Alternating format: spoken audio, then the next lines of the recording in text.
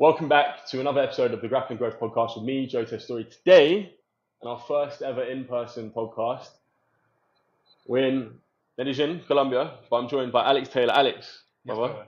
Colombian slap. There we go. We went to play paddle the other day and we bumped into each other just over there. Alex and I, we've been connected online now for probably about 4 or 5 years. And as I said to you, I remember when I initially saw you come out here, it's probably 2019, because I remember you were here when I was out here. And then you've just kind of been all over the world. You've lived in Canada, over here. So, man, it's good to finally meet you. Yeah, it was even when we both saw each other, we kind of just... Is that the Spider-Man meme, wasn't it? You were doing something, I was talking to my friend. I was like, wait, who the fuck is that? I remember your name, I don't remember your name, who are you? And yeah, you always connect and see someone's face, don't you? So, yeah, super cool. Then next day we went to play some paddle with some chicas. It was pretty good. Yeah, so. It was good. But Alex, look, we went to play paddle as you said. We spoke and I was like, man, why don't we shoot a podcast? And you came up with the ingenious idea of, we're in Colombia, we're in Medellín, let's do it. So I think it's quite cool. It's timely, the 50th Grappling Growth podcast. Let's get into things. Alex, I always ask people to start things off, what does growth look like to you? It's funny, this question, because my mind probably the same as everyone else, my mind instantly defaults to business, money, work. But I think as I've got older, I've just turned 30 in December, and I feel like as I get older, it starts to become more about recognizing, it's a weird one, but recognizing the mistakes that I made in my past and seeing if I actually do something to action on them and make sure they don't happen again. And I say that because I feel everyone, myself included, have fears of how I look or even how I perceive myself. And the problems, issues, pains, traumas that I've had in my life, most of the time I feel like they'll follow you all throughout your life unless you can really sit there and accept that, first of all, it's normal, but when you come to terms that it happens to every single person and how you deal with it and how you move forward, I feel like that brings a lot of peace for me. And even like my direction in life now is not necessarily so much business, which I'm sure we'll talk about, but it's for sure always looking at the mistakes I've made and how can I move past them and not have so much judgment towards myself, you know. And I think it makes everything else easier, that's for sure. But yeah, the default answer for me feels like I want to just go money, what is KPIs, blah blah blah, but it's for sure changed as I've got older.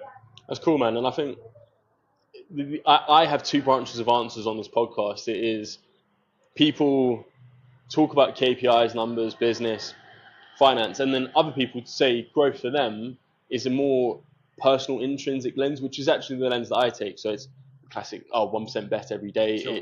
And I think what you said, it's looking at every lesson that you've gone through. And I feel myself, and you're 2 months older than me, so it's a case of coming towards this chapter of being 30.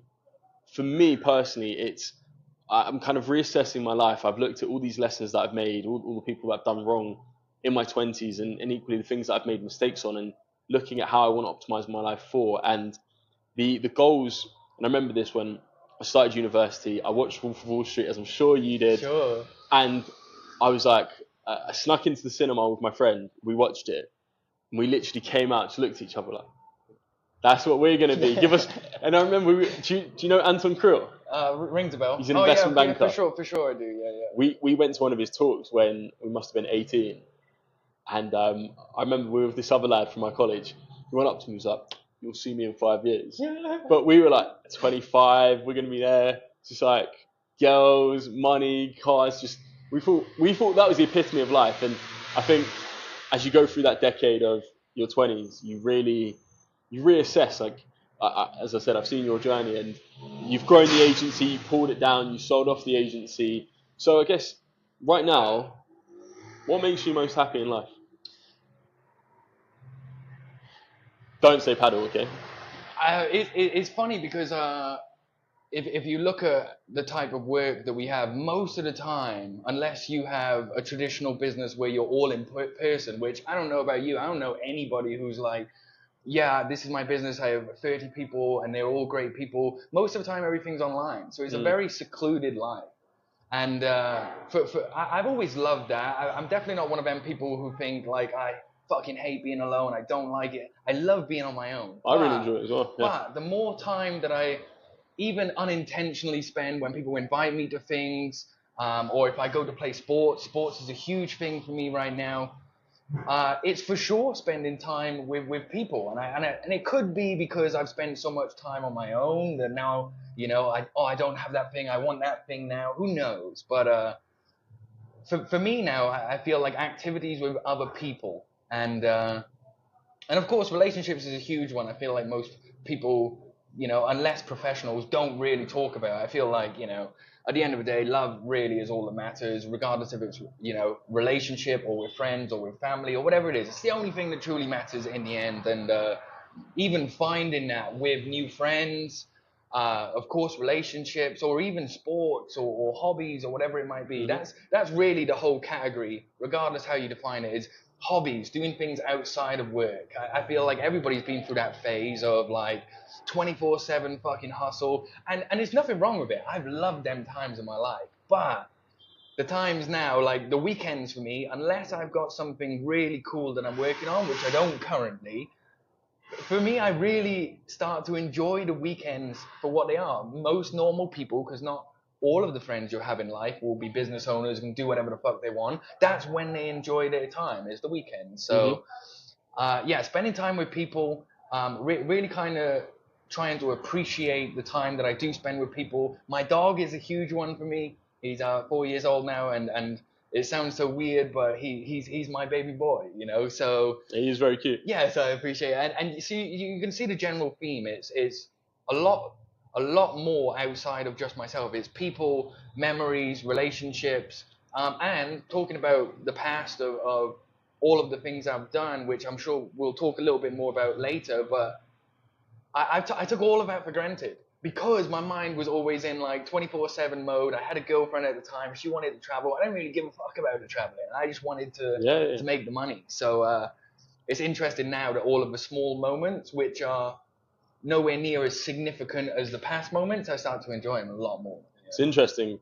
So we've got a podcast coming out after this with Danny. I literally mentioned it to you today. So just for those of you listening, watching, been a bit cheeky, pre-recorded a podcast, but it's good context. So Danny runs an agency, 41. Just you can feel it kind of felt to an extent as though he's coaching me a little bit.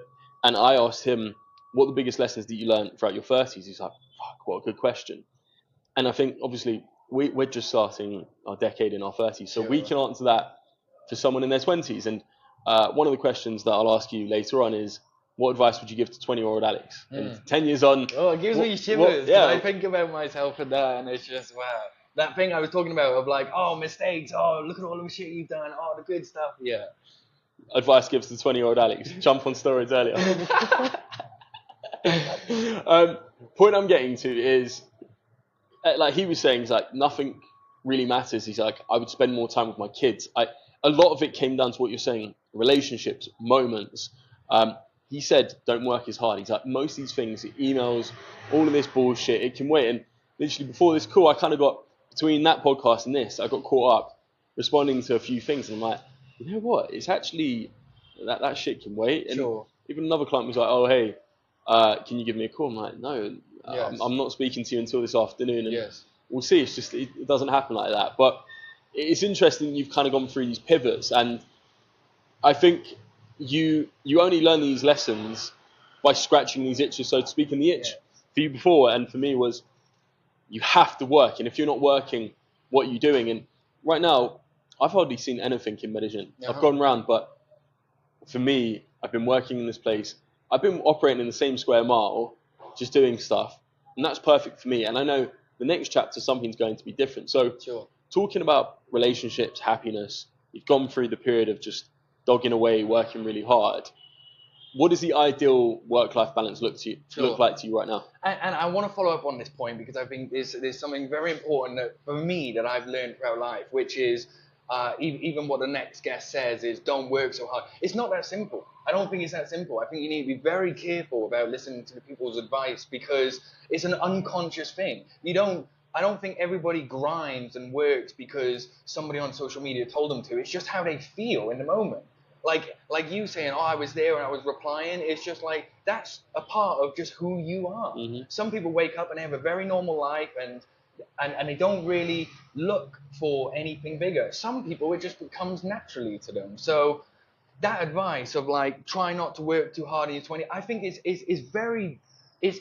the perfect answer that I feel is very difficult to follow, because when you're in that time, you know what it is that you want to achieve, and that's the only way that you see it being possible. Yeah, of course. So most of us aren't born with a silver spoon where we can turn around at 24 and just say, I'm not going to work. I don't need to do stuff. And fundamentally, it's a lot of it is you want to get better at paddle.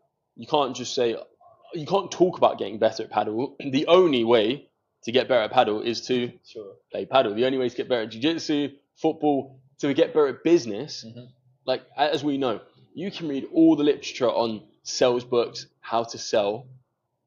Just do 100 calls. You're going to get better at selling 100%, from there. 100%. So going back to work-life balance, it's an interesting question, because naturally I want to reject them words. When I hear work-life balance, it's just like, for me, it's always been something of like, the answer for me was always, I don't want a work-life balance, which is the truth. To a part of it, I don't want to say, no, I'm not going to work right now because I should spend more time. No, I really just want to do. And I think that's why I love Medellín so much, is just to be able to do whatever I want when I want. If I want to, from 5 a.m. until fucking 10 p.m. at night, work and not talk to anyone, that's what I want to do. And I don't want to look at, oh yeah, but you should spend more time. No, because I just don't want to. That is simple as that. And then I'll go through periods where literally for a whole week, I will push off work. Nobody's affected, clients and stuff like that. They know. But I'll push off work because that week I wake up and I get this feeling of like, I want to do this today. Yeah. You know, so I guess it kind of is a work-life balance, but really, in summary, it's just I don't want the structure of like, I should allocate this amount of time to business and this amount of time to friendships. I just want to do whatever I feel in the moment. You know? So would you say that you work in seasons? Oh, for sure, 100%. Even if I look at last year compared to this year, last year I had from the start of the year up until halfway throughout the year, I just went crazy for hiring, the amount of calls that I took. It was amazing. Financially, business-wise, everything was amazing. And I don't look back at that and go like, fuck, I should have spent more time with, no, because that's what I wanted to do in the moment, you know? And this year, for me, it's a little bit different. In fact, towards the end of last year, I got to the point with the agency where, you know, I kind of incrementally went down. I went to just me, and then me and a few people, and then me and 15 people, and then I've kind of gone back down. And there's my own reasons for it, but ultimately it's like, I love being a marketer, and I love seeing people get results. And call it bad management of team or hiring or whatever it might be, I always seemed like results would be better when I have full control over everything. It sounds terrible, but for me, it was always the truth. And this year, compared to last year, I'm like, I just really want to work with a few people who really appreciate me. I wake up every morning, I don't feel like it's a fucking drag to work with them, or they're going to charge back or some crazy shit. So for me right now, if you look at compared to last season, it's really about trying to enjoy. I feel like it's the first year of my life, actually, where I'm really trying to enjoy my work. Work for me is work, you know? But this year it feels like, you know, even the message I showed you this morning, somebody messaged and said, hey, can you do this for me? They would have easily paid me. And I looked at their messages, and for me, I just had this feeling of, you're going to be a fucking nightmare. I don't want to do it, you know, and kind of throwing away the money compared to last year, which was sign them, figure it out, who gives a fuck, you know? So for sure, a lot different for me this year. I think a lot of people go into this where they go from a job where they have one boss telling them what to do to 10 different bosses telling them what to do. They're not enjoying what they're doing, and it's just they get themselves into the right. And I've been in that position where you get anxiety from seeing a call coming in from someone. 100%. I know tons of people who have, call it slackxiety. They get anxiety from they're like, oh shit, I got 4 messages here, and you're just like, okay. And I just think no. And one thing I really, really optimize for, and I've got a fantastic client who I'm coaching right now, who she's going through her own bit of troubles with a client of hers who's basically kind of pulled her in, got her in as pretty much an employee. And I think the revelation that I gave to her was like, you're a glorified freelancer. She's like, I thought about what you said, and it really sunk into me. I was like, you're so right. I never wanted to admit it. And I think if you're doing that, and even, I'm not being funny, even if you work at McDonald's, if you're thinking, I've got this dickhead boss who's like there, it's like, life is way bigger than work. And I think that's where a lot of people get caught up. It's like, because I'm paying you, therefore I own you, I have agency over you. And I just think, nah, that will never be the case with me. And don't get me wrong, I've had positions where I've had clients where it has felt like that. And I just think you just got to cut those people off, because your pride and dignity is worth way more than that. But you only discover that through the experiences, through the 100%. Lessons. You can't sit there as this like fresh-faced business owner and say, I'm not gonna accept anything like this. No, of course not. Take everything. Unless you've got 100k in the bank where you can say fuck you. Sure, so. Exactly. Yeah, it was on the point about Slack anxiety. Mine for me was so weird. I would. The calls for me are what I'm naturally good at. No script, no nothing. I judge a call depending on who they are. If they're a fairy princess, I'm a fairy princess. If they're a solid business person, I'm a solid business person. And I love the call, so I never really outsourced them. But the funny thing for me was I would send the proposal, they would sign, and that's where I get the anxiety. When they send the money, then I'm like, before, when I had an agency, then I'm like, fuck, now I gotta do the work. That's literally how my mind felt, which was crazy. And I think that showed me a lot of like the types of people who I was accepting, and just kind of doing a lot of it for money compared to, is this person do they have good intentions, or are they going to run me around like they're my boss? You know. What one thing that I can't remember who I heard it off, but and I remember Naval Ravikant, he spoke about it. I listened to it, and then I heard it from someone. I thought that's so right. So Naval Ravikant, you're familiar with him? Oh, really? Okay, sorry. Ingenious. So he's the founder of AngelList, techpreneur, philanthropist, philosopher. Just I'll show you one of his books afterwards, or not his book, but someone wrote it about him. It's called The Almanac of Naval Ravikant, which is essentially a compilation of tons of tweets, podcasts that he's put together. Anyways, to the point. Very successful man, possibly a billionaire, maybe, definitely in the hundreds of millions. But he said, whenever he enters relationships and partnerships with people, he never sees it as hierarchical. He sees it as a peer-to-peer relationship. Sure. And even another guy who I was speaking to a few weeks ago on the pod, he was like, I'll show respect to everyone, but there's no way I'm ever going to look at some guy or woman or whoever and arse lick them. Mm-hmm. And I think if you can go into a relationship with someone and they feel as though it's peer-to-peer, it's hard for them to feel like they can get one-upsmanship. And you get some people who are narcissistic, Machiavellianistic, they're quite manipulative. Once they have that power, they feel, oh, well, I pay you or this. But I think a lot of it, and one of the biggest lessons that I've learned in myself, is set the precedent and the agenda early. Mm-hmm. These are the terms of engagement. We're doing work with each other. And at the end of the day, I'm going back to my family or doing whatever I'm doing. You're going back to what you're doing. There's none of this like, I'm owing to you. As long as we're taking care of each other, the goal is that we have a win-win relationship. 100%. And when someone's losing, that's where you have a discussion, but you don't just turn around and look at it like that. And that's really how I've looked at stuff, is we're peers here. If you don't like this podcast, you can walk off. Equally, sure. If I don't find the energy good on this podcast, I'll say, hey man, that's it. There's no love lost there. Sure. And that's just the approach that I'm just trying to take with everything. I think it's very interesting, because to start with, especially for people, maybe if they're starting a business or in the first few years of their business, when you hire that very first person, naturally you're going to feel like, fuck, I'm a boss, and this is my employee, and then over time, what I've learned is exactly the same, which is, when you find someone who's good, my mind then just thinks, what do I have to do to keep them? That's it. Because you realize, especially if they technically are the employee, not by how you talk to them or act, but if they are the employee, I haven't personally had this experience, but I've spoke to enough employees to know, of course they're going to be looking for a better opportunity, pretty much always. Yeah. Always. So even when I would do work for clients, there would basically be at least 20% that was paid to the designer. And I had him indefinitely, always. And even to the point where maybe the only thing that would have been better for him would be to leave and go and start his own business. And to start with, I really hated that. And it gave me a lot of anxiety of like, fuck, I'm gonna have to find another designer. And then when I had the agency, then I said to people, listen, I hope one day you leave and go and do something awesome on your own, and if so, I will be your biggest supporter. Until then, I need to figure out what it is you need, that you wake up every day and you fucking really enjoy working together.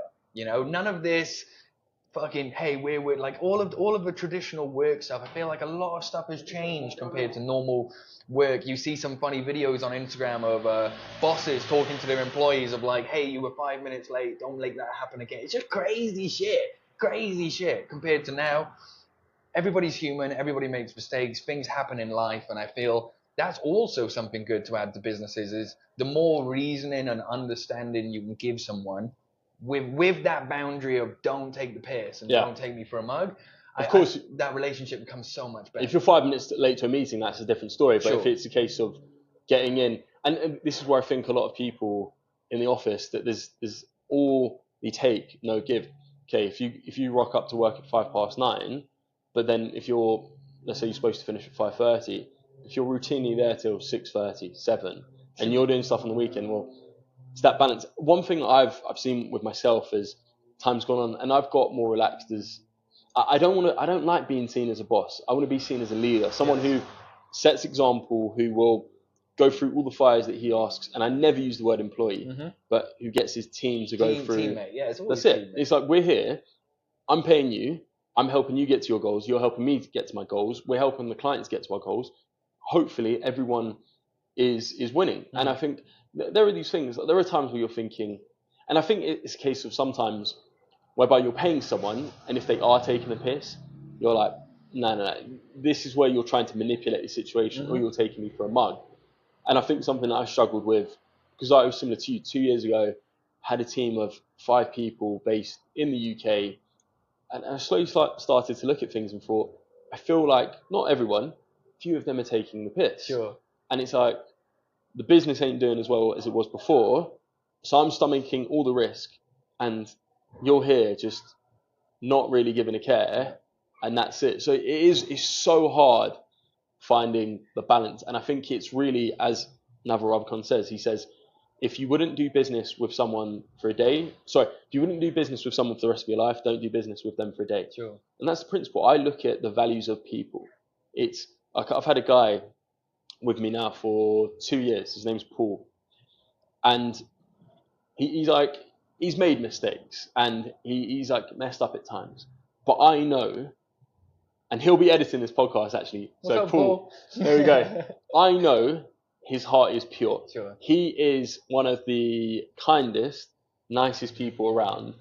And it was his birthday this month, so I sent him extra money for his birthday. He's like, I saw this. I was like, look, just happy birthday.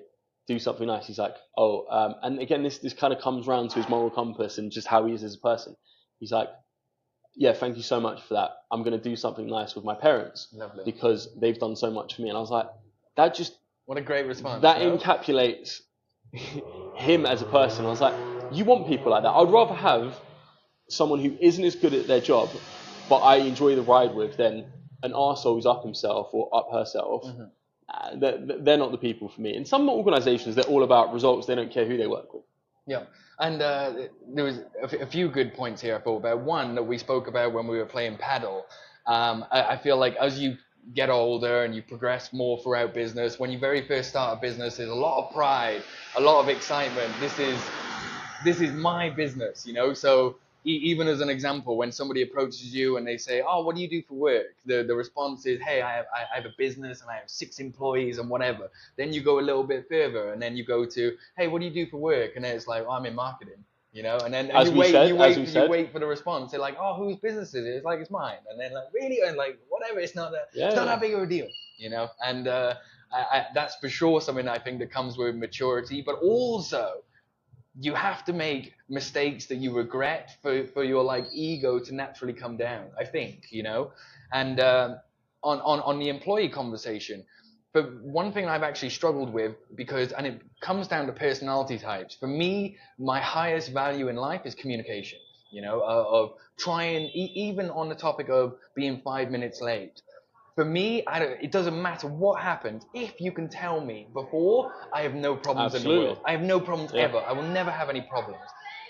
But it's also Hello, baby. it's also understanding that most people are not the same personality type. Yeah. So it's something of like my expectations. Hey, well, if I was late, I would communicate 5 minutes before or whatever and tell you. So that's also a challenge that I've dealt with over time, is trying to understand how other people talk and hide and anxious and whatever.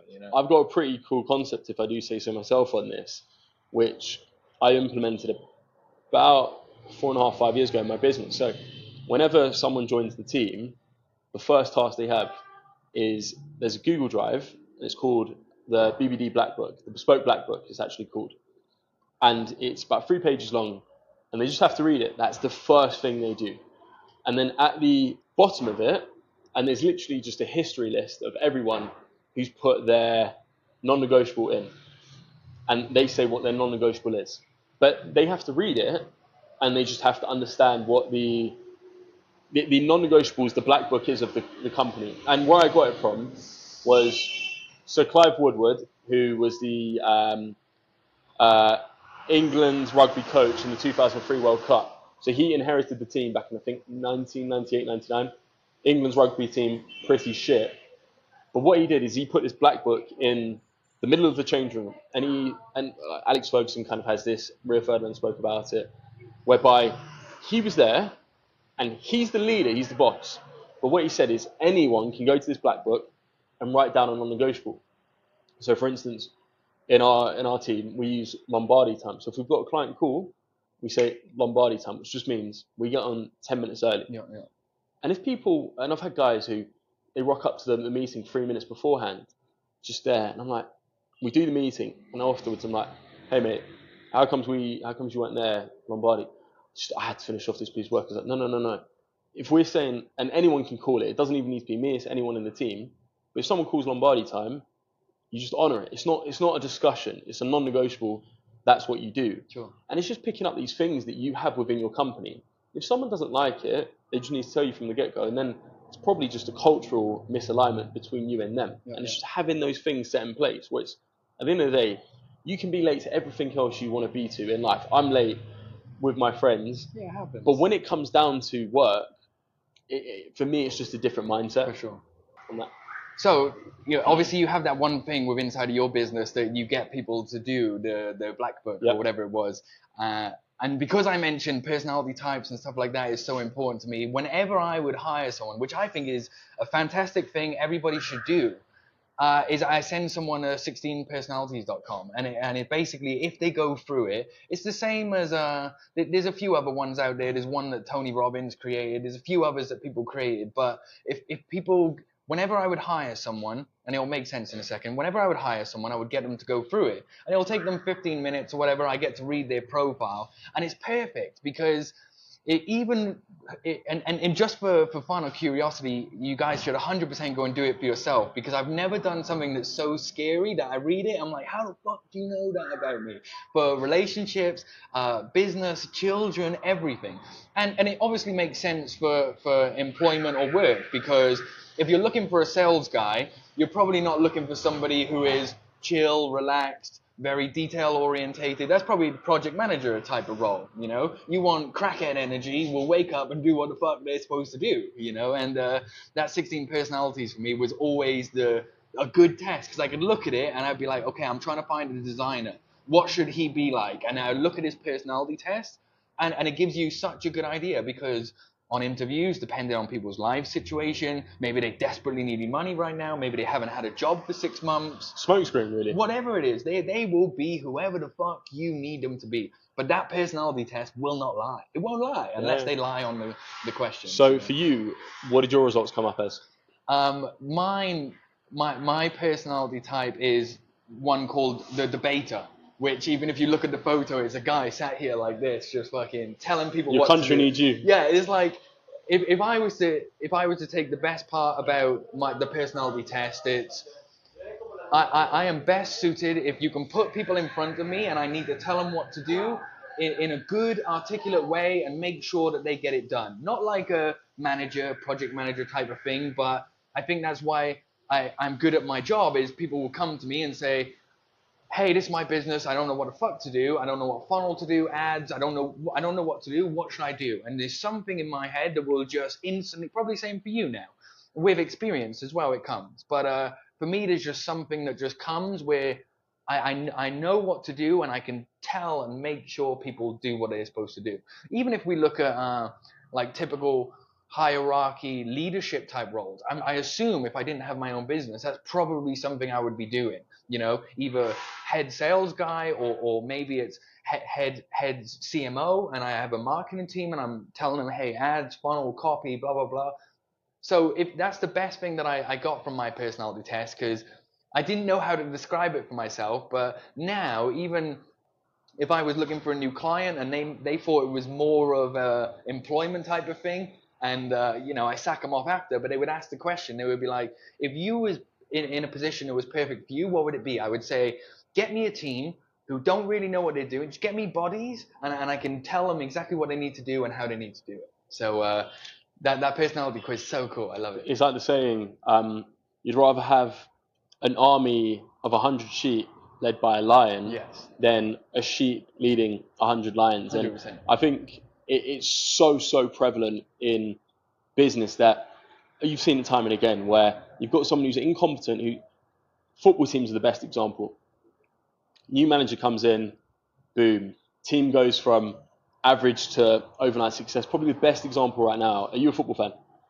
Aston Villa, English team. I know where everyone is, for sure. Of course. But Unai Emery, new manager, he came in charge about, I don't know, 2 years ago maybe? I think Steven Gerrard was the manager before. I think they were around 14th, 15th, came in. He's got Aston Villa to the Champions League for the first time in since when did they win I think they won the Champions League in the 70s, 80s. Wow. Anyways, point being is, they've got a lion now. They've got a guy who knows how to lead, and that is what's so important to an organization. For sure. Yeah. Even down to going back to when I had an agency, even down to weekly calls. You know, there was always these things that I would try and do with inside of a calls, which wouldn't even necessarily be about work. It would be more about trying to better understand people and how their life is, and you learn all of these things that, because I would decide to take charge and, you know, throughout the week I'm fucking telling people what to do, and then towards the end of the week I get to know people a little bit more. There's a part of it that makes them trust me more because I know them more, you know. So then if I say, hey, this is what we need to do and it needs to be done by tomorrow, there's no, could it be done the next day? There's none of that, because they know, well, I know he's not a dick sometimes, but I know he's not a dick and he's just saying things for the sake of it. He's saying it probably because that's what needs to be done, you know. So yeah, leadership, I think is I think it's one of them things, to be honest. Yes, you can learn it, but you either have it or you don't. I agree with that. I think there's a concept of natural born leader, and I really believe, and I think you can see it from an early, I think sport is one of the quickest feedback loops, whereby you see a guy or a girl. Obviously, I've only played with guys like growing up. I remember I don't like cricket. That was my thing, you know, when I was a kid. Yeah, I played for England when I was a child. Oh, sick. I never went to school. I just played cricket, rational. What made you want to get into cricket? I don't fucking know. Maybe it was my brother. I copied my brother throughout the whole of my life. So the whole time I was in high school, my brother played cricket. I played cricket. It was crazy, and like me and my brother had this weird dynamic now because how much older is your brother? He's 2 years older. Okay, so it's like good close. Competitive age. Yeah. So whatever he would do, I would follow him, and he played for a few years. And sports is my thing. Year 1, I played for county. Year 2, I played for Wales. Year 3, I played for England. So it was just Switched from Wales to England. There we go.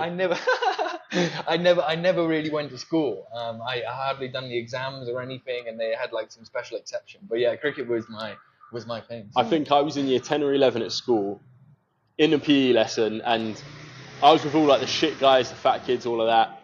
So what happened was, to paint the picture, we've got, let's call it this 30 lads in the PE class. You've got the athletes, the guys who are playing on the football team and whatnot. One of the guys was allowed to pick his team. So he literally cherry picked all of the best guys. Sure. All of the best guys. And anyways, like, you know, when you look around, you look at all the guys, you're like, nerds. The fat lads, you're like, oh, we're fucked here. Yeah. We're fucked. So anyways, we're turning around. We're playing this game of cricket. One of the lads, he's like, oh, there's no way we're going to win. It's like halfway through. He's like, nah, come on, boys. Like, we can win this. And I remember the teacher, never forget him. He's such a good guy, Mr. Myton. He's like the head teacher of a school in London now. And I remember I spoke to him on LinkedIn probably about 6 months ago. He was Oh, like, really? Good to hear That's from you. So cool. And I love that. so we spoke a little bit. But I turned around and I was like, nah, come on, guys. Like, we can win this. He's like, that's the attitude. That's what you need. Yeah. We won. And I remember there was this fat lad who was there. So bad, I'm saying fat lad. Anyways, he turned around and it was to win the game. But he was bowling. They all they needed, I don't know how cricket works. Like, they needed 1 point, the equivalent. Sure. So he bowls. It's like the best bowl ever. And it's like time stood still. Yeah. The Matrix.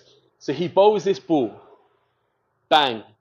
Wicket. Yeah, I love it. And we win the game and we're going ballistic. And all like these lads are like, what? How have we lost to these guys? It's the equivalent of Man City versus Wigan FA Cup final. Mm-hmm. You're going to walk through them. And we win this. And we are going absolutely ballistic. And just how you are as lads, like year 10, year 11. Instead of like celebrating with the lad, we just start drilling him in. So we just punching him while he's winning. But because he's won it, he's just like, that's probably the moment of his school life. But I think when I look back to things that I've done as a kid and just things that have made me a leader, because I feel like I am a leader. Like, those are one of those things I can look back at and say, actually, yeah, that was like a real pivotal point in your life whereby you didn't know it, but you just turn around to everyone and just try and encourage them like that. That makes such a difference. Yeah. And anyways, I've gone on a convoluted story to make your point about leadership, and it's made me glow right now just thinking about that whole experience. I have a good thing to follow on for this, which also comes back to like one of your very first questions, which for me, when I listened to that, the only word that kept coming into my head was energy. And it's not just like, wow, I'm high energy. I mean, like energy of just like what you put out. And that's kind of how I follow life now, even with helping people, even obviously a lot of people misfortunate here in Colombia, trying to help people, give people money, whatever.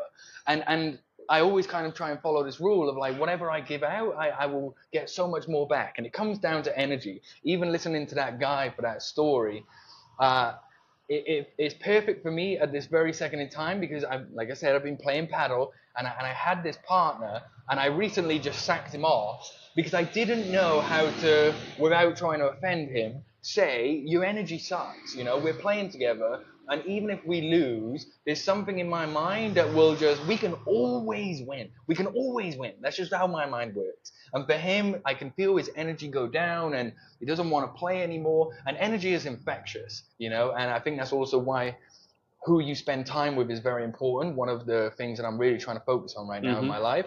And I've got this new guy, and he's just like me, crackhead. We could be fucking losing the whole game with 1 point left, and both of us will look at each other and be like, let's do some miracle shit here, And I feel like that energy, for sure, it's a leadership quality, but that part of it, I feel like everybody has it, but there has to be something crazy that happens in your life for you to believe it, and for you to really try and push that energy out to other people. So, I love that. I listened to his story, and I love that, because I feel like I've had similar moments in my life, and then you see that energy that you go, we can win this. And you partially don't believe yourself anyway, but then you do win it, and then your mind starts turning. You're like, oh wow, the power of my thoughts. What I say to myself is very important. So yeah, I love that. It follows for everything in my life right now. I honestly believe I follow the same process whereby, so we were playing paddle with Laura and who's the other girl's name? Andri. So her and I, like, with respect, Laura was better than Andri. But I could see, and I was just trying to motivate her towards the end. I was like, we're going to get this point. I was like, we're going to win this. She called you hot afterwards. All right, we don't need that on the podcast.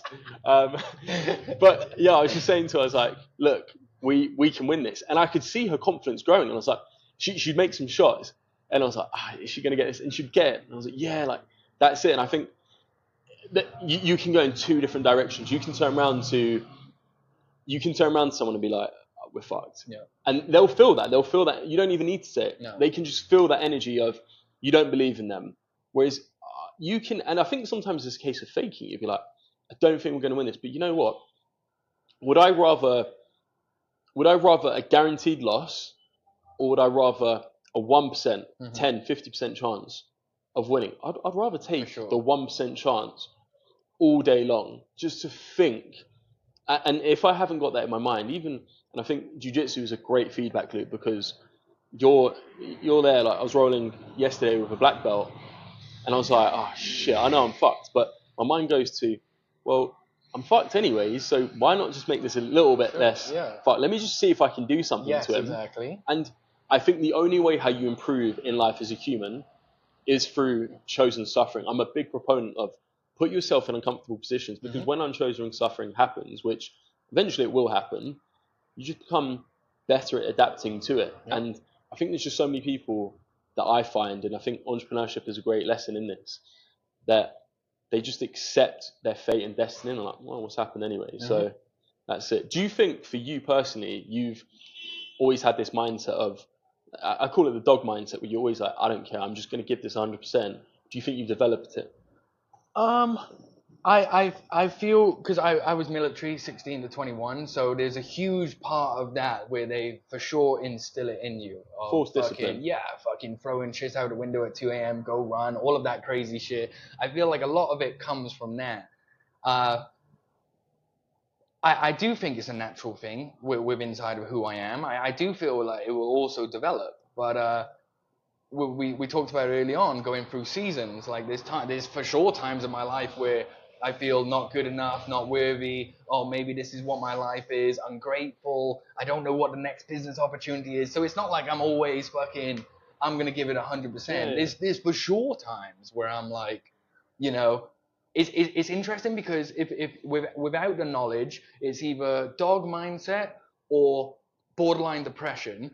Or for me now, it's dog mindset or gratitude of my current situation, which I really like that, because instead of me going down to all of these negative emotions, I'm just like I said, some days I might wake up and I don't want to do fuck all, and I feel grateful for that. When do you think that changed from borderline depression to gratitude, happiness? For me, work has a huge part of it, and I think is the truth. The truth is that I really love work, you know, and it just is what it is. Not even necessarily now because of the money, because I've made lots of money, I've lost lots of money. So for me now, it's not even necessarily for the money, but work for me is the most enjoyable thing in my life. You know, even sometimes when you contemplate people retiring, when I hear that of people, I'm like, fucking, I don't ever want to retire. If I could work forever and it's something that I really love doing, I would do it. So it's a pursuit of purpose. Yes, for sure it is. You hear so many people who sell off their company for $10, $20 million, and routinely they're like, oh, the day after, what do I do? It's, you wake up, and I was speaking to a friend, she's in Australia right now, she's away for 2 months. And she's like, I went canoeing yesterday, and I was like, she's like, I've never done that in my life. And I was like, 2 months is perfect, because you've got enough of that taste where it's fun, but 6 months of just waking up, going to a coffee shop to chill, scroll Instagram. I was like, no, you're just going to be so bored. And she's like, yeah, exactly. Like, I think 2 months for me, it's going to be perfect. Get back to the UK. That's it. And I think so many people, they want this idyllic life. I personally, I do not sunbathe. I do not sit on beaches. That is for me boring. And I've done that with ex-girlfriends, friends. I'm like, I think, like you said to me, you have ADHD.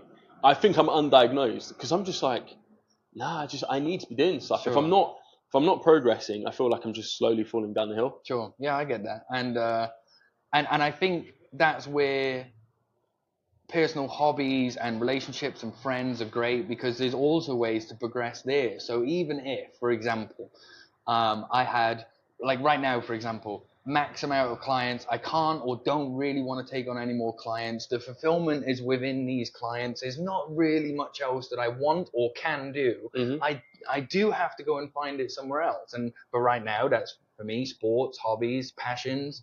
Uh, so yeah, I think it's all super relevant because going back to them seasons, how I am changes, and I will always have something on my mind every single day. I couldn't contemplate going 6 months without doing anything, and I do think time off or even them 2 months, for example, as long as it was somewhat with intention or purpose, of spending time with family, or even to give your brain a reset before you go and do a new business. I think that's great, but I can't ever imagine myself not doing something related to work or growth, coming back to your first question, growth, of learning. Like I said, mistakes for me is the next thing of like, all right, I've made all of the mistakes to a million. What's the other mistakes that I just don't know about yet, and I don't know. I think there's a really interesting way for me to always look at it instead of the negative connotation of it. A question that I kind of glossed over when I was talking to Danny earlier today, and I said I have this goal of this altruistic person that I feel I want to be at the age of 40, and he's like, sounds like you're probably already that guy already. I thought, actually, shit, and I said to him, I was like, I'm going to go away, ponder what you said there, because a lot of the things that I want to be as a man, as a person, just generally, I'm trying to tick off them every single day, just being kinder to people, as you said. And I think you come to somewhere like Medellín, which is beautiful. The nature, you open these shutters, and I mean, your view is incredible. But then you go around the corner, and you have guys who are literally picking up plastic bottles to make, I don't know, probably pennies on them. Yeah, literally. And that is humbling. And you get, and just being kind to them. And I have this philosophy, and I wrote a LinkedIn post about it.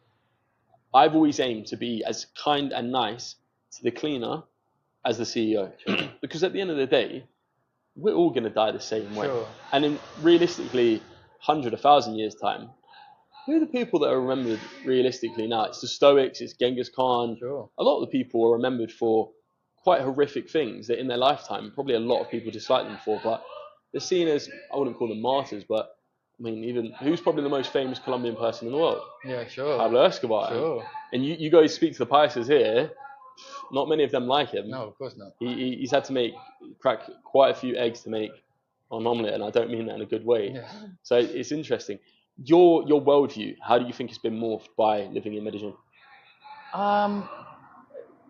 Positive and negative. The only I'll start with the negative because the positives are unlimited, and that's why I've been here for 4 years. What are the top 3 positives? For me, I'm considering coming back out. For sure, and they're definitely not as exciting, to be honest. Like I said, work is my highest fun, hobby, love.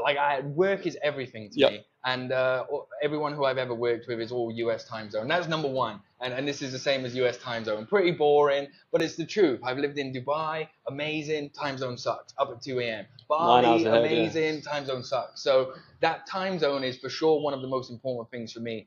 The weather, which I think most people from the UK can appreciate this. If you're from the UK where you wake up every day, we spoke about this, it for sure gets a lot of hate, like it just pisses down every day. It's not the case, but it is grey skies all of the time. It's not beautiful. And for me, different for other people, but for me, it fucking hugely impacts my mood every day. When I was in the UK, I would never consistently train.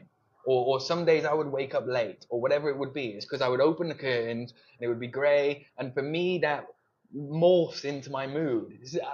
I don't know what to do about it. So I moved to a country where I wake up every single day, and it's beautiful. And 2 and 3 tying together with a good saying that I thought about not long ago. Number 3 is the people. The people here are so nice, kind, respectful. The negative of it is they're very grateful, but grateful within a container. They don't know that anything else is possible, so they're very grateful. A lot of them have not left Colombia. 100% they haven't, and it's probably the same for most people in the UK. And I feel like that's the same for most people in the countries that they've lived in all around the world.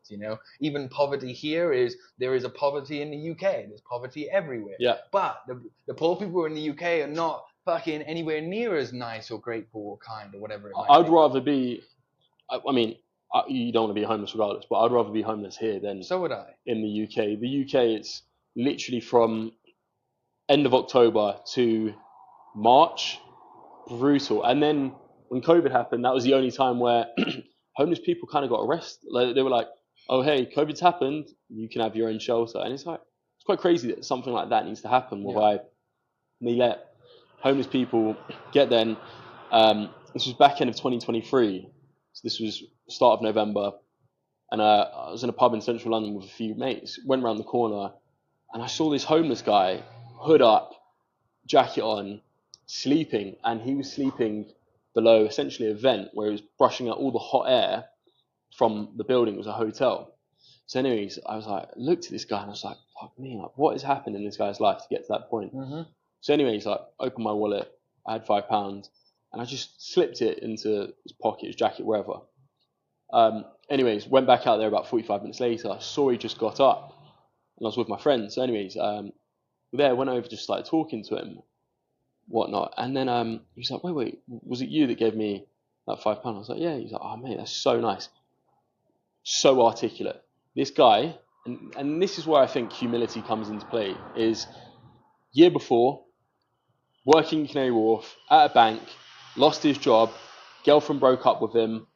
I mean, those are two small, I don't want to say small dominoes, but two domino effects happen. Common, very common. That's it. Yeah. He's literally, and how many guys do you see that are ex-army veterans who suffer from PTSD? Yeah, heavy. And they've gone from serving for their country to homeless. But his perspective is one I will never forget for the rest of my life. Mm-hmm. I was like, listen, like, honestly, talking to you is amazing. And I think, like, honestly speaking, you have some stigma amongst homeless people. You're like, sure, fucking drug addict, or yeah, sure. I'm not gonna give money to them and that.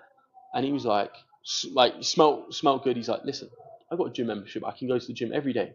I shower. He's like, don't worry. Come March, I'm gonna go into this place and that. He's like, you're so positive about everything. He's like, it's fun. I've fallen down. I'm just taking time to get back on my feet. Yeah, that's great. And I was like, wow, that is just. You can tell he's grateful for what he has. Yeah, interesting. Because even when I grew up, my parents would always say, don't give money to homeless people, you know, and that always kind of stuck with me until I came to places like this. And I came to the realization of, like, who am I to decide what they do with the generosity that I give them? Whatever they do with it, they can do with it. You know, as long as I, for myself, am doing something with good intentions, for me, that was the most important. Here feels easy as well. And coming back to number 2 and 3 of ultimately why I love this place so much, I feel like just like all of these people here who might have continuous bad days, I have bad days. Everybody has bad days. And for me, knowing that, you know, I a little controversial, but Andrew Tate said this. He was like, the bad days are coming, you know. So why be fucking unhappy? They're guaranteed. They're guaranteed, you know. So when them bad days do come for me, I wake up, I look outside, the sun's blaring, it's beautiful, and I'll go downstairs, I'll get in the elevator, and people will say, Buenos dias, good morning, whatever, and them two things for me Alex. can change my whole mood of the day. Yeah. You know, I might have woke up stressed out. Right now I'm trying to figure out a visa situation, it's a nightmare. I go downstairs, I walk my dog, the sun's blaring, somebody says, hey, good morning, how are you? And there's something that happens in my head that I'm just like, either gratitude, or this is the military side, I think, of pull your finger out your ass and fucking stop fucking moaning, you know, because of where you are. You know, I think you said this about traveling. I've spent a lot of my life traveling, that gratitude was something that was always very difficult for me. This is why I consider my home, because I feel most grateful. You know, and coming on to our question earlier on about why do you love it so much, and I said all of the positives, but the negative for me is it's very, because I can do whatever I want, when I want, buy what I want here. I'm not fucking super rich, but I can do whatever I want here, and I don't have to think about it. The problem with that is it kind of closes you in, and I feel like unless you're connecting with people who are doing ultimately better than you or where you want to be, it's very. I went through years here of feeling like not in an egotistical way, but like feeling. Carry on. Yeah, good. No, carry on. Not in an egotistical way, not, you know, feeling like I'm a fucking king or anything like that, but I'm like, I can do whatever I want. I feel great about that, and that's that. And the problem with that is the growth. There was really no growth. I've had literally years at a time where I am kind of consistently doing exactly the same thing. Yeah, basically so. So I think where you live is super important. That's why I ended up choosing Medellín. That one little small thing for me, I think, is where I'm grateful to sit here with you today and talk about this. And I'm sure this will give me something in some type of way. It could be relationships, business, whatever it is. It will give me something that will progress me along a little further. So, same thing that I said was super important to me, making sure I spend good time with people. This is why I love this place so much, is because there's so many good people outside of Colombians. Yep. Everybody here who's white has their own business. If you actually talk to them, they've probably got something awesome going on. Yeah, of course. We're talking about gratitude and meditation. So for you, and I know you were saying to me the other night about you don't think you could ever see yourself going back to the UK. What was the first initial step for you whereby you thought, let me go try this nomad traveling idea concept? Mine was literally by luck. I had a girlfriend in the army, and at the time I didn't actually want to leave the army. I was just going through special forces application. Yeah, I wanted to be that guy, Nice know. One. And I was just going through the initiation, all of this bullshit, and my girlfriend at the time was like, we were pretty new partners, and she was like, I want to leave the army, and that's a nightmare. These guys, at least 3 times a day. And she said, I want to leave the army, which obviously if I leave the army, I'm going to go traveling for a few years, so we're probably going to break up. And in that moment, super impulsive, normally the impulsive stuff you would regret, crazy. Normally the impulsive stuff I feel like I would regret, but that was the best decision of my life, as I said, okay, I'm going to leave the army as well, and we'll go traveling together. And I stumbled across something called Juice Plus at the time, which was like an MLM, which basically you sell fitness supplements to your friends. Everybody hates you, but I started to make the equivalent of what I was making in the army. And this was just before I was about to leave the army. So I was saving all of this money up, and we went backpacking, traveling for like 2 years. I didn't plan any of it. Where did you go to? Oh God, like 25 different countries: Thailand, Colombia, Cambodia, Vietnam, Laos, Myanmar, India, Nepal, Singapore, China, fucking everywhere. And so what was this, like 2016, 17? Fuck, I'm terrible with dates. Couldn't tell you, to be honest. So wait, you're about 21? Yeah, so about literally when I was about 21. Cool, yeah, so 2016, 17. Yeah, and I didn't plan any of it. This was her lifelong dream. It wasn't really my dream, to be honest. But my dream, because of that MLM, was, wow, I want to make $1 billion. So I was just it was a good thing. She planned everything and organized everything perfectly. I paid for everything, and so it comes back to what I was saying earlier on about I didn't know really what gratitude was back then, I don't think. So I didn't really have gratitude for the moment. But over that time, I was traveling and I saw all of these beautiful places. And after we finished the 2 years of backpacking, we went back to the UK, and I just felt it just wasn't, I don't know how to describe it. It just wasn't for me, Even the social aspect. You couldn't just go out and go to a coffee and see people. If you did, they were fucking grumpy, smoking ciggies, just like not who I wanted to be. It's like what they say, once you see it, you can't unsee it. 100%. You've seen you've opened Pandora's box, you've seen this new world for yourself, how different things can be, and I know what you mean. It's like, as you said, you go back to these coffee shops, how many people are, and don't get me wrong, people are here in coffee shops, they're on their phone as well, sure. But it feels like everyone, you walk into a coffee shop, I've got the scope of London, which I think could be different to the rest of the UK. Obviously, I've seen different parts. I haven't spent much time there. Everyone is literally like, they get into a coffee shop, just like this. Everything needs to be done yesterday. There's high energy, not in a good way. And it's like, oh my God, if I don't get this done right now, the world is going to collapse. And what I love is, typically I'll go out here 8:30 in the morning, go pick up a coffee, and it's like, it just feels so majestic, and you've experienced it more than I have. But one of my favourite songs when I'm in a place like this is Summer Breeze by the Isley Brothers. Okay. You know the song? No, Oh I'm my terrible God. with Oh names. my. I'm terrible. I'm probably do. If you I'm not played gonna it right sing. now, I'd probably hear it. I'm gonna Are play you it gonna now. play it? Yeah, because it's such an iconic song. Like when you hear it, you're gonna be like, such a good song. Anything to do with names? Summer. No. But I'm all right, wait. Here we go. But think about this song in Medellín. Yeah, it's the perfect song, isn't You it? just hear, and I've got a viewing spot about a 10-minute walk away from him. Maybe we'll go afterwards. Where quite often, if I'm talking to family or even clients, I'll go on this walking route, get there, and I just look over Medellín. And on Sunday, I was there, and I captured this video. So it was probably about 5:30, and the sun sets here about 6, doesn't it? So you just see the sun cracking through all of these leaves. Beautiful, no? And I meditated and was like, yeah, you're living the life you wanted to live. Sure. And that's what you're talking about, the I love gratitude. that. It's when you can stop in the moment and say, be proud of yourself. I think it's so hard for people, probably men in general, to actually turn around and say, I'm proud of what I'm doing. 100%. Yeah, and I haven't heard this song. How have I not heard this song? That's crazy, no. And yeah, because I've been at times in my life where you mentioned this earlier on about becoming the person who you want to be, and I had a phase of my life. Never. I'm sorry, brother. I'm sorry. It's fine. Oh I'm yeah, judging you. of course I've heard that bit. What a foolish Yeah, man. but Of it takes course a I while. have. So that was Yes, like a minute and a half. Yeah, a minute 20 seconds to get into the. I've had them times in my life, like when I was very young, it comes to goal setting, something that I'm not very good at right now, that I always need to consciously bring myself back to.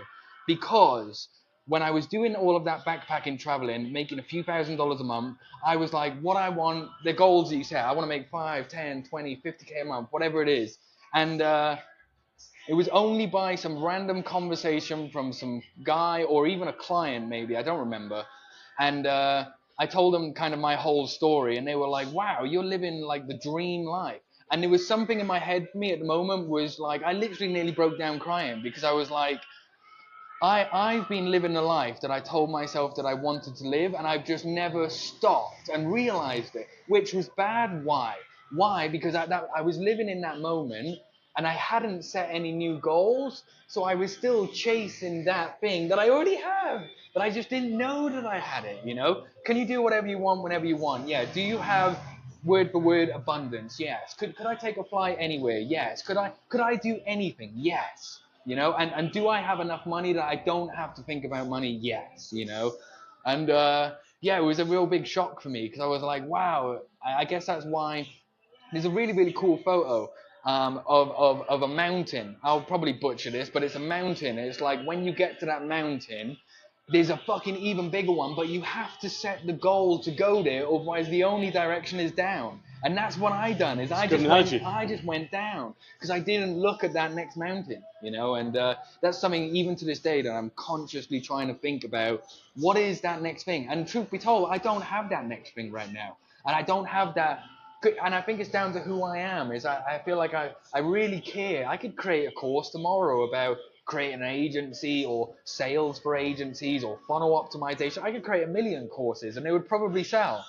But I don't really want to do it. And I want to make sure that I go from what I'm doing now to the next thing. The Higher money, purpose. 100%. Money is not included in that. It's like, is that the thing that I wake up every morning and go back to the, wow, I want to work 24-hour day like a crackhead.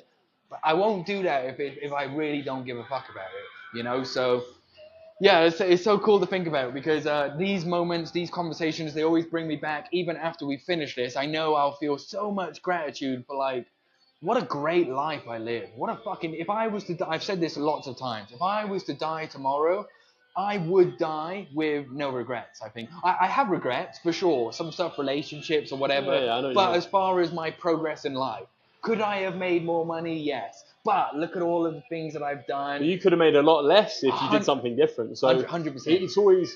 There's always that. I was drawbacks listening and to benefits, Chris Williamson, Tony Robbins, and he was like, Tony Robbins. I've probably only about half an hour into the podcast, but he basically said about he was coaching him to an extent, and he was saying, I just want to ask you. He asked him 3 questions, but one of them was, do you think you look at more of the things that you haven't done in life, or the things that you have done haven't done in life? It's like if you set out and you And one thing that I've started doing again, which is just journaling. And I used to do this properly back when I really started taking I have a good point on this. We'll talk about it in a second. my business seriously. But for me, it's just such a good reflection point because I can look back at, and I only started again this year, and I've just written down like my word of the year, which is intent, my revenue target, and then I've got an intent score out of 10.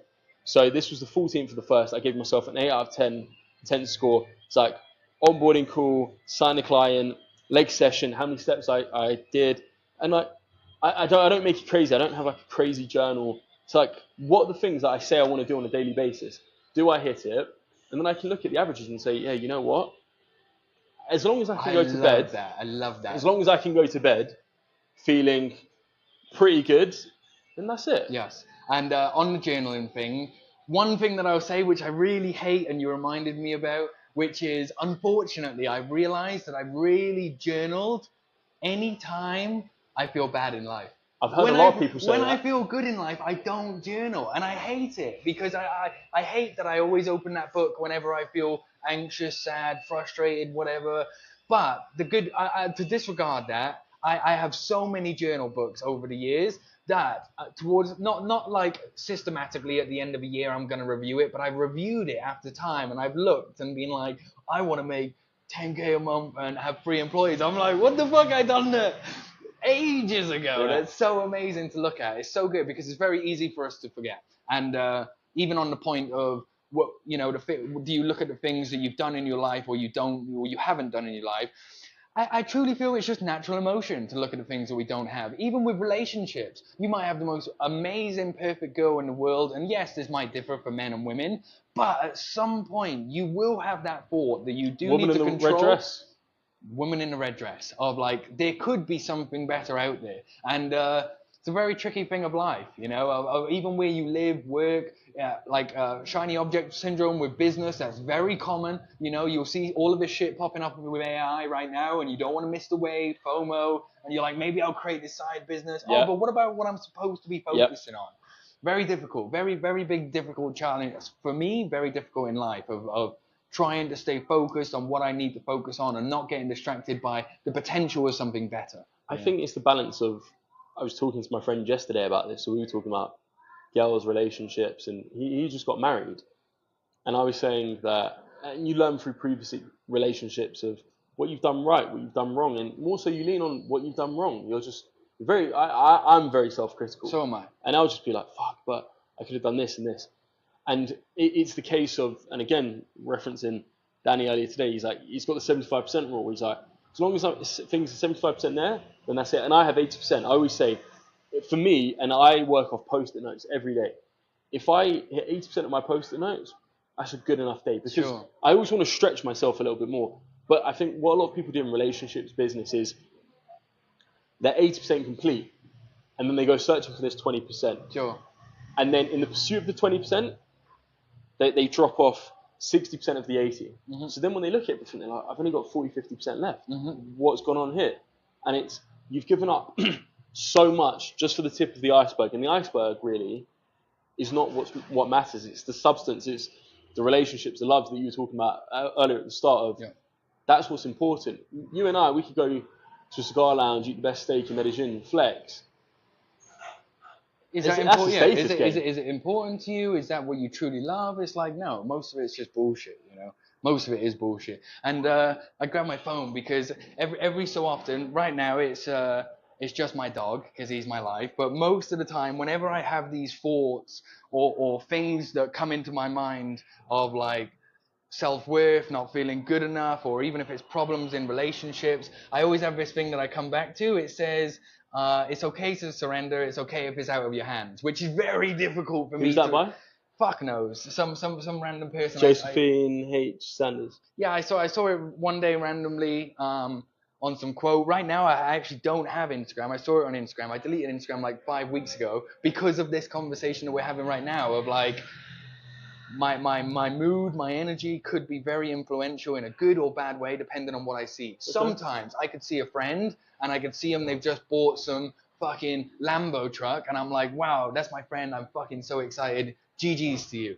Then I could see someone who I don't know, who sat there on a yacht with 5 women or whatever. I have that little thing in my mind, and it can crush me, and it can make me feel terrible. So for right now, I deleted Instagram like 5 weeks ago. I personally think it was a great decision for me because I feel so much more detox. grateful, present. And whenever I do this, I never really want to go back. I'm like, I don't want to go back to that, I know what you mean. I had a month detox off Instagram in August last year, and it was great. And I was like, do I want to get back into it? And I think the best thing for me about Instagram is just chatting shit with the boys. 100%. All we do is just send each other memes, and I love that as well. I love it where it's like you get those belly laughs. It's like, oh shit, just stupid shit. Like, I love this it. This podcast would get cancelled. Not that enough people watch it, but it would be a case where you just send each other, as you said, stupid shit, and it's just like, you know what? If I'm halfway across the world, then I want it because I've got great relationships with my friends. I've got amazing friends, so that's fun to have that little thing where it's like you wait, and like, I have a time blocker and everything, so I won't check Instagram till 10ish. So I'll go on it. I'm like, oh yeah, that's like, just give me a little bit of a push during the day. It's like, the boys, they send you something just diabolical. And you're like, I think that's a funny thing of like, depending on who you listen to, they would say, cut out everything, don't do anything. And then like, I love it. I love it as well. They're the moments for me that it's just like, for sure, like even in between work, you've sat there and you've done something for the past 2 hours, grinding. Oh God, yeah. You open Instagram and you see friends just send you some retarded shit. It's just absolutely stupid. Or like when the group chat's popping off and you've just got like, just someone rinsing someone. Like for instance, one of the boys just, I don't want to say Paul. He gets with like a really bad girl, and then like one of the lads is there just absolutely ripping him, and all the boys join him. You're like, what have I missed out on for the last 2 hours? Well, like we're 5 hours behind here, so you're completely out of touch with the time zone. You're like, damn, that for me is like, and I think no matter how successful I aim to get, just having that humility to, and obviously sometimes you grow out of certain friendship groups, 100%, but still having that compass of friends, no matter what directions you go into, you can just still get back together as boys. That's important. Relationship can ruin a lot of people from this, and I've been there as well. Of like, you become fucking absolutely infatuated by a person or a relationship, and it's very easy to accidentally disclude yourself from all of your friends. They invite you once, you say no problem. They invite you 2 times, 3 times, you say no. You're not getting another invite, because clearly you don't care anymore, or that's a perception that they have. So it's very important. It was a thing that I said when we very first started this, is I try and consciously, even now, if it means not, shouldn't say this, but even if it means I didn't finish something I was supposed to do for work, if somebody said, hey, let's go and do this, and I know they're probably not going to do that again for like another month, I will stop the work and I will go and do it. And sure, I'll come back and work late at night or whatever, but I will take them opportunities now, because at the worst and darkest times in your life, you most of the time don't want to be calling your mum. You want to be calling your friends, the people who you really trust, because everybody has them times. They're the people who you want around you. And I don't know if it was you I spoke to about this a few days ago, or if it was someone else, but even type of friends. I have different friends for different things. For example, I have a good friend back home. His name's Jordan. Anything to do with business, growth, inspiration, metrics, whatever, AI, anything business related, I will speak to him. I have a good friend here. His name's Brian, another one in Miami called Julian. And if there was anything to do with relationships, how you feel, emotions, anything that's deep, I will only speak to them. And I have these different friends for different things. Yeah, and absolutely. It's just because of who they are, their personality type, and how we communicate, So perspective, what they bring to the table, 100%. experience connection with you. Even judgment, like not so feeling judged by this. Like I've had some for example, one of the worst times in my mind, even though in the context of beautiful life it means nothing, was I lost 100K basically gambling trading, and this was maybe 3-4 years ago, and it was so embarrassing. I haven't really thought about it for a while now, but it was so embarrassing to me that I felt like I couldn't tell anyone, and it was only that one guy who I could talk to, because I knew he's done equally as stupid shit in his life, and even when I had that conversation with him, picture if I didn't have that friend, I would just fucking hold it here forever, and it will only get worse. It will spiral, you know. And talking about that, you see, have you watched Boiler Room yet? yes, I have. You watched it? I realized. I'll tell you what. There we go. Listen. There we I go. went to go watch it last night. I promise. I went to go watch it last night. Started the first 15 minutes of it. I was like, of course I've fucking seen this film. I'm just terrible with names, bro. I don't remember names and stuff. One of the narrators But from there, of course I've seen is they basically screw over a guy. I'm not 100% sure. I think it's pretty much based on true events. It's like Wolf of Wall Street. But one of the guys who they sell these shit stocks to, or whatever, he commits suicide. Mm-hmm. And how many guys are there, as you said, lose tons of money, put down, and I believe the guy narrated in the movie, he literally put down his next mortgage payment on this. Wife leaves him, kids leave him. Yeah, spiral. It's like, I think the movie ends on a cliffhanger where it's like, what happens here? Mm-hmm. Like that, where he looks at his house, everyone's gone. And it's, fortunately, young man, no kids, maybe. If he's in Medellín, maybe. Alex! But yeah, it's like, it's one of those things that people lose money, and it's, you lose enough money. Like, yeah. I mean, I've gambled before, I've lost money trading, and like, no joke, when I was younger, I wouldn't be like this now, but I'm literally on the floor, I'm like, oh my God.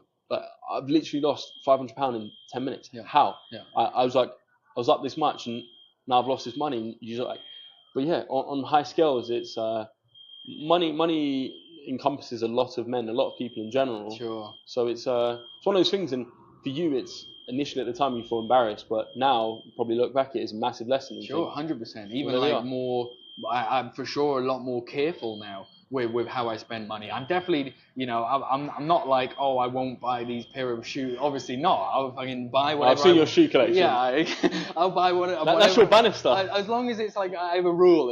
If it's like a few $100s or less, I won't think about it. If it's anything like above $500-600, I'll probably give it a second thought. You know, anything a few K, that's where I would consider it an investment or whatever Absolutely. It might be. So that's the general rule that I would follow now, just so I never really feel.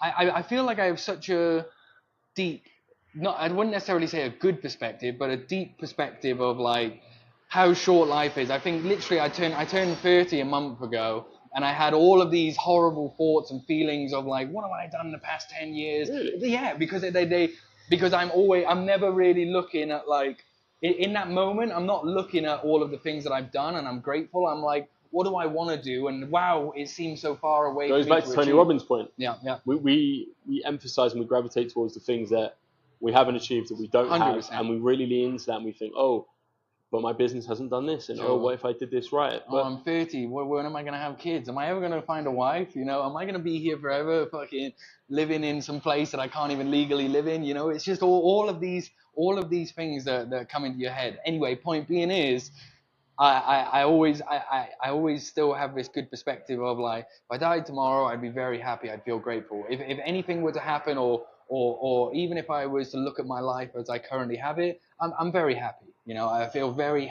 grateful for what I have and what I've done. You know, and it kind of pushes me to the future of like, whatever will be in a way, the same as that quote that's on my phone, but not to get too into it that I don't care about the future. You know, it's that very interesting balance of strive for fucking absolute maximum, but also be grateful on this journey. Yeah, you know? Man. I was in New Zealand February 2023, so pretty much 2 years ago, and I was in the South. Have you been to New Zealand? No, I haven't. Stunning, man, stunning.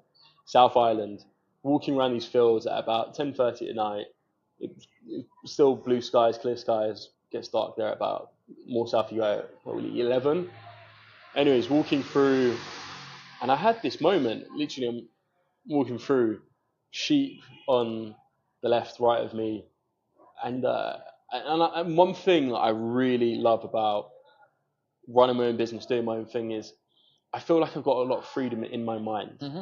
And I can work myself out of a lot of situations. And I'd like to think that amongst a lot of my friends, I'm the person they go to when they've got I love that. A situation. I hope for that as well. I hope I give people that confidence of like, even the outside shell, like, it's weird because if people, the impression I normally give people, and it's definitely not intentional, is like, this guy's a bit of a dick. But then as you get to know me... Why do you think you give that perception? I think I always put it down to like, for sure, my personality, I'm very direct. I try to be sometimes brutally honest, especially with friends. And I feel like that's why friends would come to me, is they would come to me to hear the things that other people would Harsh truths. bullshit them about. Yeah. So when I very first meet people, I feel like I don't really have that filter of like, oh yeah, it's nice to meet you or whatever. I'm like, I'm just who I am right now. And for some people, that's a lot, and I get that. But then over time, same with relationships, actually. I've dated people who are like, oh, I really like this guy. He seems like a bit of an asshole. Like some people like that shit. And then over time they realize this dude's a fucking pussy. Like very emotional. I think a lot about stuff. I care deeply. I really want to be generous and kind to people. It's just who I am. So it's super interesting because I never try to intentionally give that off to people. When I can talk to people like this, if we actually had a conversation, it's a lot different from who I am when I very first meet people, because I feel like I'm just brutally honest. You know, I must say, that was vaguely the perception I had of you before. Mm-hmm. And obviously we hadn't met. But one thing that I've always said to myself is never judge a book by its cover. Sure. And I don't know what you could be going through at that moment in your life. Sure. So just to say, oh, this guy's a dick. And I was like, and sometimes I'm like, and this is something I've only really worked on, discovered in the last year. It's like, well, what do you think you could have done better? Or what did you possibly do wrong? Or maybe you've got these rose-tinted glasses on, whereby you're looking at the sky and you're thinking, the sky's green today. Mm-hmm. And everyone's like, no, actually it's blue. And you're like, no, I Yeah. can see it's green. Don't argue with me. And you get some people who sleepwalk through life. They get to the end of their life and they still say, the sky's green. It's like, you can't argue with those people. Sure. And and I've only spoken to you via Instagram message, and that's why I was super intrigued to go to play paddle with you, because I was like, you're an idiot if you try to go in with that narrative of, oh, this guy's an arse or whatever. Just, you can go there and just be like, hey, how you doing? Be yourself. Like, let them be themselves. Mm-hmm. Again, this is the framing of, it's a peer-to-peer relationship. At the end of the day, if I don't like paddle or whatever we're doing, I can go home. Of course you And can. then by the end, I was like, and that's why I was like, hey, do you want to go for food? Because it was like, and equally bringing you onto the podcast. So that's the thing, and I think it's so easy for, and the thing is, a lot of people have these guards up, or they have these perceptions online, and I've had perceptions that I don't care to speak about on camera right now that I'll tell you about afterwards. But it's like, yes, sometimes when you scratch below the surface, that's where you do discover. I feel like a big part of it for me, truthfully, is now I really don't care what people think in the sense of trying to impress people. So if this is who I am, it's just because this is who I am. And the friends that I have are basically the same as me, or like, even when you look at things like banter and jokes, like to some people you couldn't say that because it's too much. And the friends that I have, it's like, for sure there's always a border, but that's what I want in people. Is I want people to look at him and be like, you can tell he's fucking always trying to be funny and fuck around and whatever, because that's just who I am. And I'm not trying to, even with women and relationships and stuff. Over the years, sure, I try and put my best foot forward, but I'm not trying to pretend to be someone else. I just am who I am, and some people will love that, and some people won't like that. Same for business. There's loads of clients who work with me because they're like, I can tell you're very direct. I can tell you know what it is you're doing. I really love that. I'll follow your lead. And then you'll find people who might be my personality or a bit different, and they'll be like, fucking, yes, exactly. Yeah. And if I pretended to be this fucking different person to start with, and they were exactly who they are, we're still gonna have problems at some point. So for now, I think I just try and be 100% as authentic as possible, and naturally I will fall into stuff. Of course, I think it's super normal to. I definitely don't do it anywhere near as much now, but to try and impress people, never really to do with work anymore. That's gone for me a few years ago. But now, like with situations where you live, what your life looks like, whatever, I think it's natural to have them emotions, especially from guy to guy, of like somewhat comparison. And there's even like a funny joke I've seen about this before, which is like, every guy, when they're passing each other on the street, will have a thought in their head of like, can I knock this guy out? It's just like, it is not because it's who you are. It's just like a natural thing of, I don't know. It's just a natural thought that comes into some people's heads, you know? So yeah, I really enjoy trying to be 100% who I am now, you know, with no real care of trying to impress people, I think. But you mentioned Andrew Tate earlier before. For him, he rose to prominence. Okay, he was very controversial, but and you kind of dissect his marketing strategy. He knew all he needed was 10% of the male population to then blow up. Because, and like we said about it the other day, but he needs to be studied. He's 2022, and I remember my brother was like, "Do you know this guy called Andrew Tate?" I was like, "No." Oh yeah, no. At this point, I saw him. I was like, "Yeah." He's like, "Yeah, like, I think you got very similar views to him, for the best part." And with that, it's if he tried to adhere to the masses, no one would have taken him seriously. They'd have been like, "Yeah, there's this guy who's got an opinion. That's it. It's not enough." Yeah. And I think what you realize is in business, in life, for me right now in business, I need 10 really good clients who that's it. That's all I need to. Sure. I need to connect with who I line up with. And equally, I need one girl, and I need my group of friends. I do not need 100 friends down the street. Yeah, I've never been like I don't need 20 chicks. I don't need 100 clients.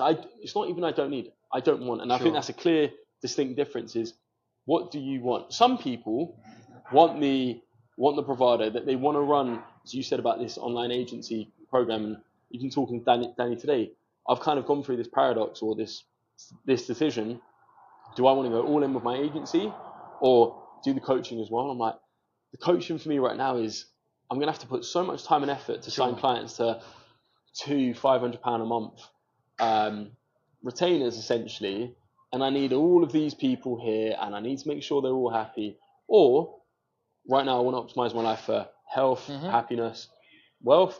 Probably the number one thing is health, just getting fitter, competing for this ultra marathon. Business is like the big focus, and writing stuff down more, being more intentional, these types of things. And I was like, just doing all this coaching stuff for people. I was like, no, but I'm happy on Instagram to receive a DM from someone who's asking for advice. 100%. Yeah. And then I can say, hey, I've got this YouTube video, or hey, I sat down with Alex on this podcast, go watch that podcast. If you're serious, you'll watch the fucking podcast. Sure. If you're not, I'm not going to waste my time with you. For sure. Yeah, 100%. On the point of Andrew Tate, I was thinking about it straight after. I think the thing that I really loved about that is, you're right, he didn't try to adhere to the masses. He just said his opinion that I guarantee he knew all males who are similar to him thought as well. They just can't say that shit. You just can't say that shit, you know? And yes, some of it was borderline and whatever, and I feel like it was intentional. Some stuff I don't believe that he actually believed, but most of the stuff that he said was because like the 10% of raving guys who will fucking comment and send it to all of their friends because it's funny, that's who he was talking to. The viral coefficient, he knew, say something that's like out there, catchy, and then bang, the lads are going to do the work for me. Yeah. And I think where it really started was, I remember I saw him on Grilling with that a really hot mixed race girl, I can't remember her name, Chantel or something. Oh yeah, I remember. Yeah, I think that was one of the very first times for me. But I think he was there in like, obviously sunglasses, red suit, just like, I was like, who the fuck's this guy? Like, British American accent, he's like, bruv. Yeah, he's like top G. Yeah, top. How do you arrive in my private jet? It's just like, what? Brilliant. Yeah, I love it. If anybody would ask me, even talking about like not caring about what people think, if anybody was to ask me, they were like, do you like Andrew Tate? I would say, yeah, of course I do. He's funny. He has a great life. He's done some amazing things. He's probably helped hundreds of thousands of people, at least tens of thousands of people, to get out of their own way. Probably most of the time. So, but for that, to look at the few things that he's like, and the accusations, sure. Obviously, and like for me, I'll go on record to say, if he has done what he's done, then it's inexcusable. Of course. But it's I don't know. We'll see what happens, and I don't even know what's happened to the case right now. No, I haven't really followed it. But even when I saw it, like my mind was not necessarily because I fanboyed him, but my mind was like, highly improbable. It doesn't really make sense for someone with that much opportunity to do something without somebody's consent. It just doesn't really make much sense to and me. why, for me, this was kind of my take on it. Why would he be so out there? Yeah. And it's like people are like, well, he's trying to do reverse psychology. I'm like, that's a lot of reverse psychology when you're playing with the law and your life. For sure. It's like that's a big dangerous. It's a high risk game. Sure. Not really worth it. To do it. Like you're not just. It's not trying to get a business deal in. It's I'm going to go to prison for a very long time. I can potentially get assassinated, killed by people. Sure. And that's why I think guys like Trump, like I have respect for them. Same. Because he's turned around.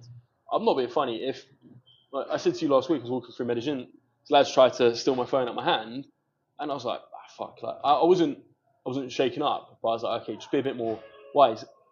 But if someone came by, shot me and a bullet slashed my ear, fuck it up, mate. I'd probably be on a flight out of Medellín, if I'm being honest. For sure, of course. And this guy just stood on business. He's like, yeah.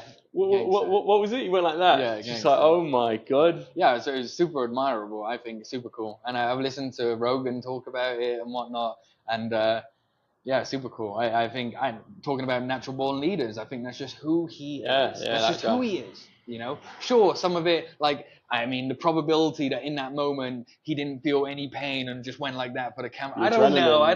I think that's just who he is. You know, and I think that's why a lot of people really like him. Between that and him jumping on Rogan, you knew who was going to win the election. Yeah, oh fuck. It was just like even all the memes were just impossible for him to lose now. You know, crazy. Alex, where can people find you? Let's go get some food. We I'm probably been on for the last, I think, hour and a half, probably a bit longer. But where can people find you, and what's next for you as well? Nice. I would say Instagram, but Instagram is the best place you can see me, and maybe I'll be back on there at some point soon. It's at Hi Alex Taylor, and is it at Hi Alex Taylor? We'll put the link in there. And alexktaylor.com. You can check out my site and just get an idea. We didn't really speak too much about business today. I really love that. But I prefer that. But yeah, I really love that. But alexktaylor.com. You can just check out what I do, all of my work, stuff like that. And what's next for me? I think. Medellin's my home, and I really got to try and figure out a long-term way that I can stay here. That I think so, you know. I think so. I might just have to marry some hottie. And the British passport is pretty valuable as well, so there is not a bad exchange there. Have you got any Irish in you? No, none. Why? Because I'm getting an Irish passport. Oh, really? Well, I'm Welsh originally, so yeah, I know. But I've kind of lost the accent now, so it's kind of you don't sound Welsh. No, yeah, Americans all of the time. But yeah, I think trying to figure out long term here is important to me. I'm trying to play pro paintball. I played semi-pro for the first time last year, which was sick. Obviously, like sports and family and friends. I say family, but I consider my friends family. It's funny, but. Yeah, relationships are super important for me. I am consciously this year trying to figure out what is the next big work thing for me. And I don't know what it is right now. And I'm trying not to kill myself over that, metaphorically speaking, of course. I really feel it comes to you. Yeah, 100%. That's what I'm trying to do. I'm trying to give good energy to, you know, not necessarily rush the process, but not get complacent of like, oh, the idea will come to me one day. I'm trying to be diligent and looking at these opportunities, because with what you do and what I can do, if you have an idea and some inspiration, you can create a whole fucking business in 72 hours. Absolutely, you know. So I'm trying to do that. I'm trying to figure out long term here, and really just be grateful and happy for my life, you know, because I am right now. So that's good, man. Super cool. Brother. Nice. Yeah, this was great. I really appreciate it. Hope you enjoy, guys. First one here in person. That's super cool. First one in person. I love that. That was good. Bro, thank you.